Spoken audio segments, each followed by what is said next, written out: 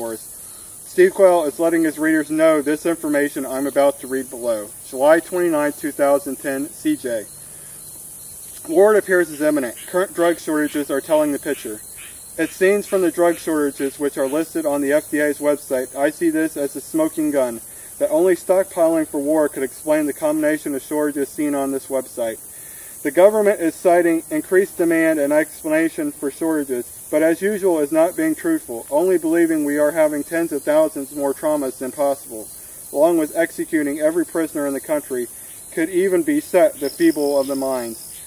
Let me paint a picture for you, keeping in mind any one drug shortage might be explainable, even two, but this overall combination is a telltale sign of stockpiling for nuclear war, or even worse. Just think, if you were the government facing nuclear war, what would you do? Would you stockpile certain things in order? Yes. Yes, first you would think in terms of battlefield casualties, then civilians. The order might be something like this: anesthesia, pain. Troops are always first priority, then radiation, disease, and malnutrition. You want to stockpile drugs for these conditions.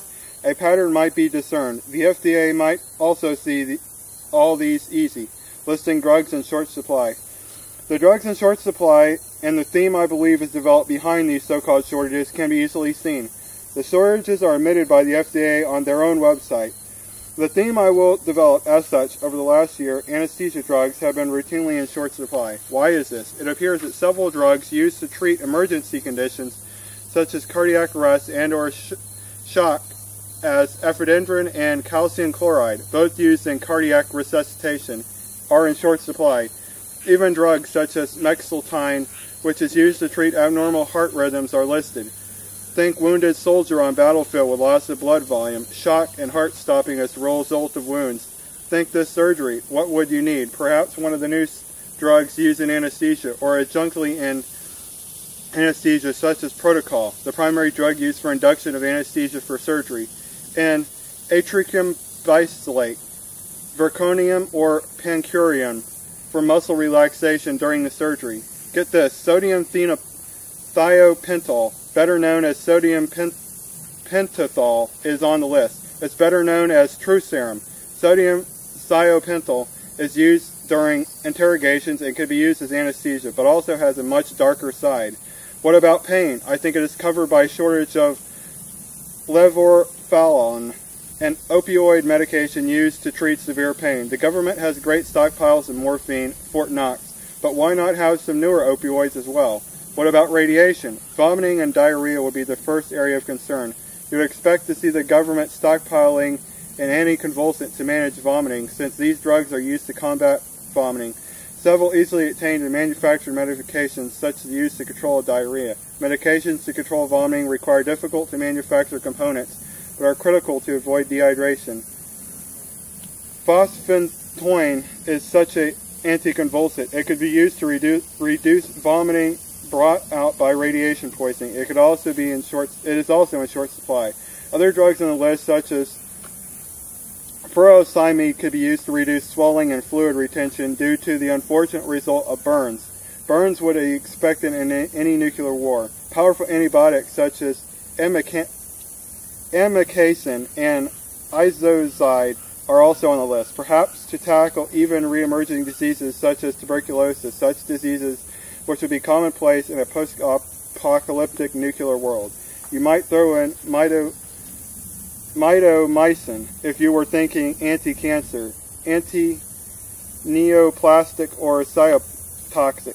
When dextrose 50 injection, a source of carbohydrate, calories, and MVI injectable multivitamins are added to the mix, it gives a bleak picture indeed. These types of drugs would be used in any post-apocalyptic world scenario in which you wanted to treat malnutrition or starvation. Haloperoid is a drug used in which is on this list. Haloperoid would be a good candidate for post-traumatic shock therapy or just control of unwavering population at large. Hypoperoidol is an old drug which has seen great use in psychiatric hospitals and is the first line of protocol for combative psychiatric casualties in that it doesn't depress respiration breathing as would morphine. It, along with newer drugs, are used in every day to control patients in psychiatric hospitals. Can you see the masses wandering around in drug-induced stare? What about internment camps? Most disturbing of all of these on short supply are used for lethal injection, so is euthanasia or execution.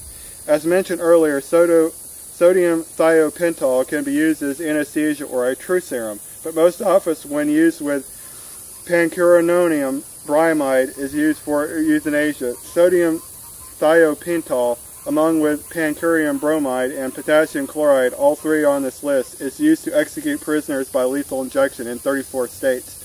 So what does the government has in mind for the poor humble masses? Am I a warmonger? No, I am just adding the numbers with a casual perusal of Wikipedia. Anyone can verify the common use of these drugs, and a little bit of reasoning lead to a dark specter hanging over America. CK. As you see, folks, this is a plan they have. How this plan unfolds is the most important question to ask. All of this time period we are now is wars and rumors of wars, after which this country will be consumed with many wars, starting with Iran and then escalating into a world war. I think between all of this, the Gulf oil spill is going to go from contained to a major catastrophe. Obama and his men used the nuclear option to seal off the well. It won't work, and it will only make the situation worse, because even if the oil spill is a scam, the methane bubble under the Gulf is not. It is slowly bleeding itself off now. Although all of us can see the seafloor slowly falling into itself from the pressures the methane leak is causing, the problem is limited to regional areas right now, but will be a national problem soon. A. Allen spells this out exactly, but what we are missing is a time frame. Those that read the Bible know that this is really what's going to happen to us.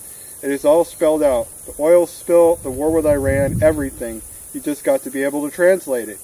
The most important thing to remember is that we should not be praying for Babylon, because her sins have reached into heaven and God is offended. None of us should be afraid or terrified of these events, but we should be getting our hearts right with the Lord. If you're not, you need to be. We have a little time right now to prepare for what is to come. That means stockpile up on foods, gun, ammunition, and water. Enough you could pack in your car and leave immediately in a hurry if you have to. It does not mean to do what the Jews did when Hitler took over and let them put you in captivity and to death. God needs you to do something for yourself before he can help you. It means Gulf Coast residents in Louisiana, Alabama, Mississippi, and Florida need to have a place of safety outside of your state if an oil can were to hit your state or a major catastrophe were to happen. Have a place to meet if you know you might be split up, and don't tell anybody except your family where this place is. You will only have at least 12 hours to leave when things start happening. You aren't going to get any better. They are going to get worse. I guarantee that. Nothing Obama or the liberals have done has helped this country one bit. They are pushing our United States into a communist system for communists to take over, aka Russia and China. Obama and the liberals are doing the devil's bidding and setting up the beast system in the Bible. They will use the police as their tools of control, as they have been setting up to do already. That's what they are trying to conceal, but epically failing to do so to those of us that can see their plans. Once the system is set up, the Antichrist will come. To set up this system, the Antichrist needs everything to be wiped out economically, so he'll be viewed as the savior. That's what's to come. But that is down the road a little bit. That's what the oil spill, hurricanes, and two tsunamis are perfect setups of this system. They are destroying us politically and economically. Next week I want to talk seriously about the CIA and more about what's going to happen in the coming months and years. Thanks for listening, folks, and until next time, this is the Florida Guy signing out.